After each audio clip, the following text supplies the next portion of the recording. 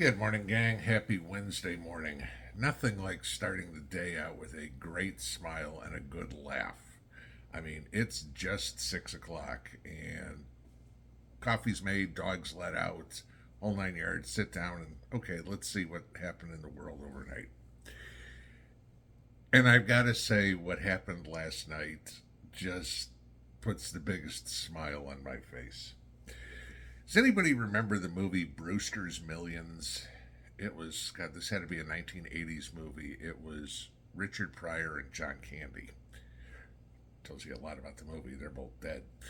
Uh, but the whole premise to the movie was Richard Pryor had inherited a huge amount of money. But in order to get the huge amount of money, he had to spend, I think it was $5 million or $10 million or something like that in 30 days and have nothing to show for it. Okay.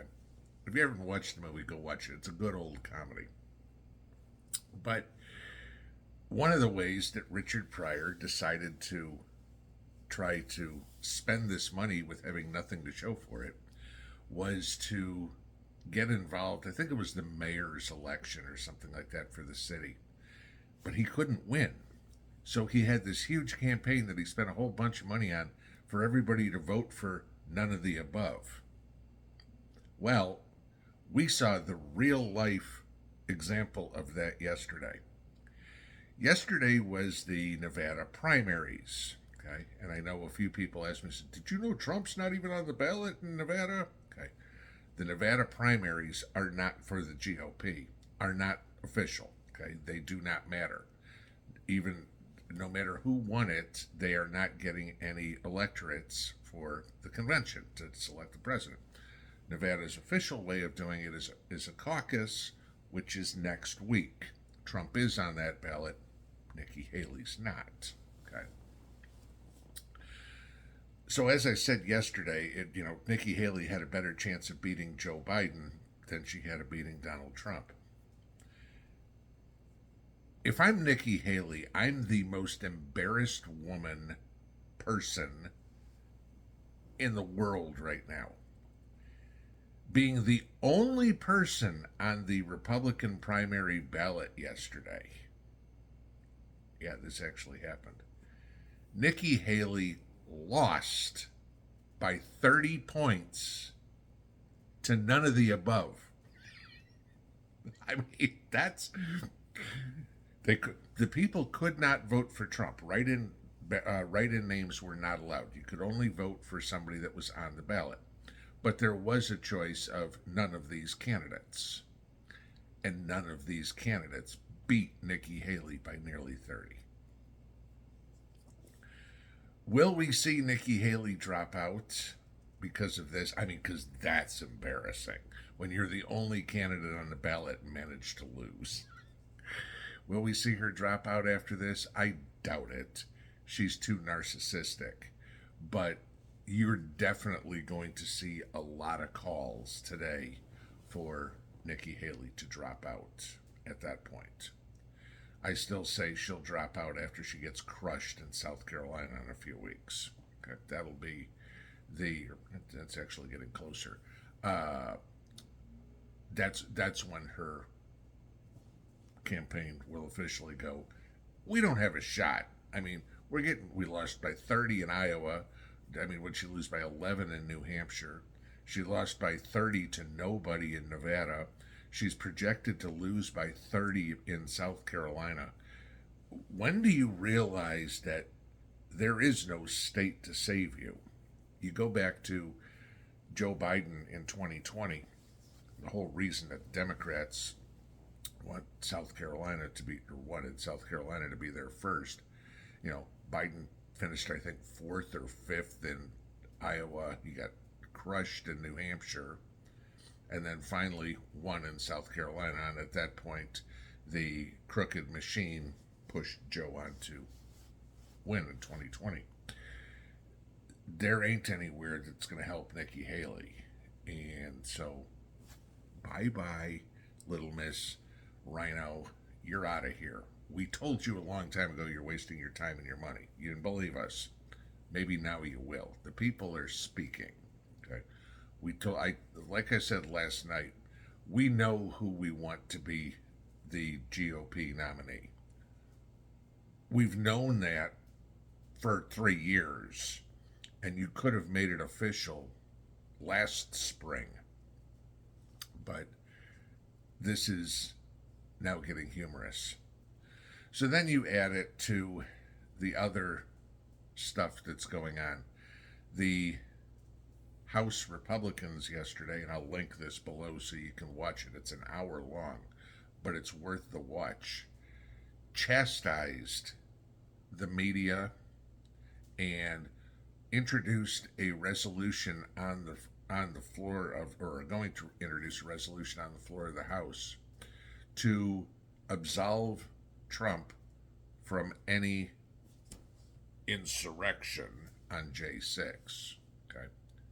And they point out all the evidence that there wasn't an insurrection, all the evidence that he didn't participate, and made a mockery of the evidence that the Democrats claim to have. You know, it's kind of like Adam Schiff and it's Russia, Russia, Russia evidence, right? You can talk about it all you want, doesn't make it exist. Then even better than that is yesterday in the Senate, you had Ted Cruz come out and basically call for Mitch McConnell's head. Good. Okay. We need to get McConnell out of there. Cruz and a handful of other senators are calling for Mitch McConnell to step down from being the Senate Minority Leader, okay, the leader of the Republican Party in the Senate. As Cruz put it, it's time we have a real conservative in that role. I would wholeheartedly support Ted Cruz for that role. I wouldn't bat an eye for that one. And then, of course, you had the other one, which is going to come into huge play in the 2024 elections, no problem. And this, like I said last night, was still the biggest piece of news all day, is that Tucker Carlson is going to interview Vladimir Putin. Okay. Now, the funny part with all of that is liberal heads are exploding. Oh my God, he can't do that. You know, how did you let him go? Now, mind you this with Tucker Carlson. Tucker Carlson was trying to interview Vladimir Putin at 2 years ago, at the beginning of this Ukraine war. He was still working for Fox at the time. And talking about it amongst his circle, his close, probably his producers and his team and everything. And Fox, of course, got wind of it. The NSA got wind of it and squashed the idea of him going to interview Putin. Okay. So it came out about a week ago that all of a sudden we got news that Tucker Carlson was going to Russia. And the questions were, was he going to interview Putin? And then, is it Julian Assange or Edward Snowden who's in Russia? One of the two. Then there was all the speculation maybe that's who he was going to interview, which it wouldn't surprise me if we saw an interview with them too. Okay. Tucker didn't tell anybody. Not his wife, not his kids, not anybody.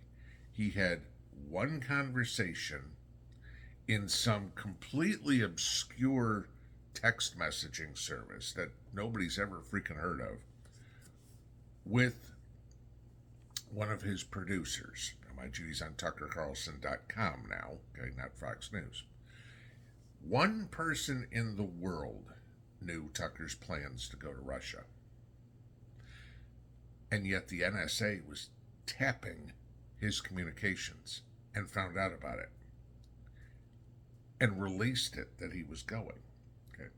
Now, Tucker now has his own media company, so it's not like the U.S. government is paying for this or Fox News is paying for this. Tucker paid for this out of his own pocket. Not that he can't afford it, okay? But this is his advantage. He's not beholden to anyone. yeah, the U.S. State Department may say right now it's not recommended or highly not recommended to travel to Russia, but they didn't forbid it. Okay? And it wouldn't surprise me one bit that Russia is going to treat this with kid gloves because Putin wants his side of the story to come out in the Western media.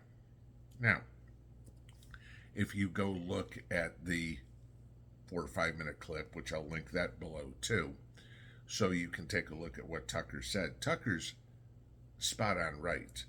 The reason why he wants to do this is because the American public doesn't know what's actually going on in Ukraine. And as he says, people in Europe know why Putin invaded Ukraine. People in Asia know why Putin invaded Ukraine. The people in the United States are being kept in the dark. Except we're expected to pay for Ukraine's defense. You get back into the Russia stuff, and we know the Steele dossier was fake and all the collusion with Russian operatives was done by the Hillary Clinton campaign. I mean, that's been proven up one side and down the other, that the projectionism by the Democrats trying to blame Trump was out of this world, because it was, everything that we're doing, they blamed Trump on. After everything the Democrats did, they were blaming the Republicans, trying to cover their own tracks. Didn't work. This is going to come out big because liberal heads are exploding. They are trying to get this interview, once Tucker does it, censored. For sure that ABC, CBS, NBC, CNN, MSNBC certainly won't air the interview and probably won't even acknowledge the interview.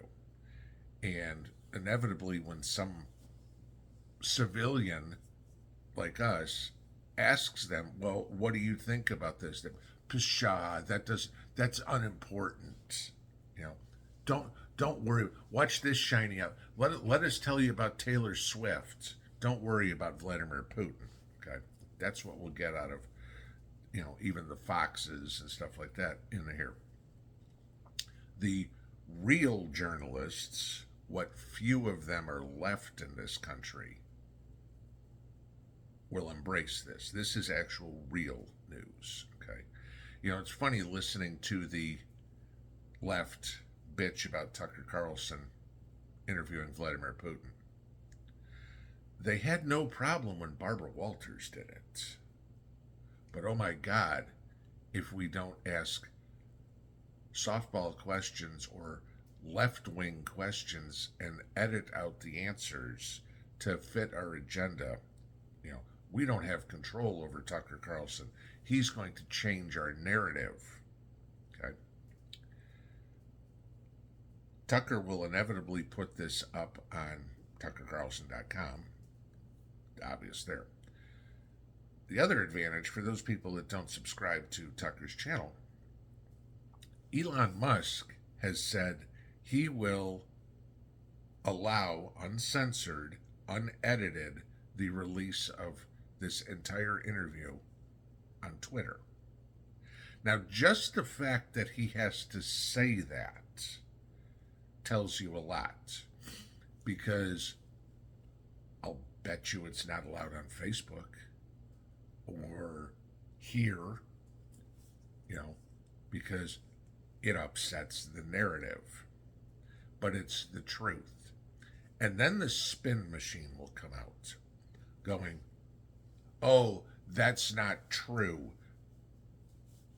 Okay, so let me see if I got this right.